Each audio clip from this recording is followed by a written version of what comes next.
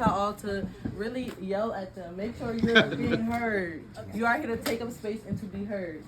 So, I would invite the audience to say your initial reactions and what you think the students were kind of trying to convey. Sierra? I feel like y'all conveyed it perfectly. Just stop harming animals. What we want to do unto ourselves, we also need to do unto other living creatures. Just humanity across the board. Can I ask a question? Or no? Yeah. Okay. My question for y'all was, what helped y'all narrow it down to these 3 animals, knowing that there's so many like animals like endangered or currently being harmed in like test studies and stuff? You could get back to me later if you don't have the answer. You want to come back to that question? Mm-hmm. Okay. Is there any other questions or initial reactions from the presentation? Yes? Thank you all so much. That was powerful. And I mean, the poems were powerful.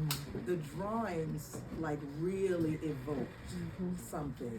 So my question is like, just thinking of how did you come up with those images depicting each of those animals to show the parallels? Like the drawings were really, really powerful for me. We all had the same interpretation for the poems, so I just followed that and what I pictured while I was reading the poems. And we all got to the same idea of using animals to associate with people. They really sometimes think that none of them have feelings.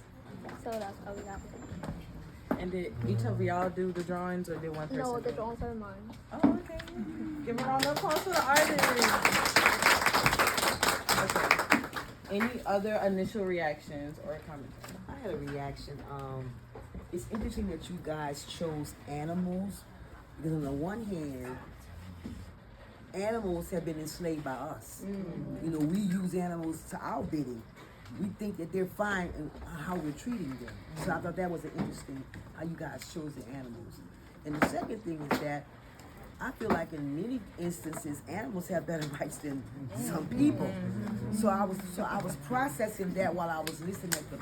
I really appreciate how you guys honed in. Thank you for your voice, because your voice was loud. I understand with artists, most artists don't articulate loud. They let their artwork speak for them.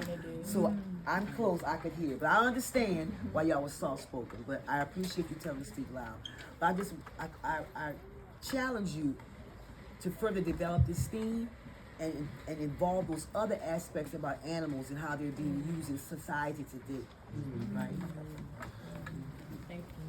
Do you want to go back to this question? Oh, yes. So I thought about snakes and about a game I used to play a lot, like a coin flip, right? And to think about tails and the head, because that's all they have. And that's all a tail is really described as. I mean, a coin is really described as, I'm sorry. So that's how I got to the snakes. And polar bears, the quote, take the land, choose your life, change the land, take their life. I've seen polar bears in like these grassy fields when they're supposed to be in snow. And immigrants from back in the day, oh, I have a mic. Okay. I lost it. Okay. Back in the day, yeah. Immigrants, yeah. Yeah, back in the day, it was, their culture was being changed. Like, they were in white-dominated fields and, you know, like, their culture, what they're known for, their outfits, everything was just changed. And that's how I thought about polar bears and Native Americans.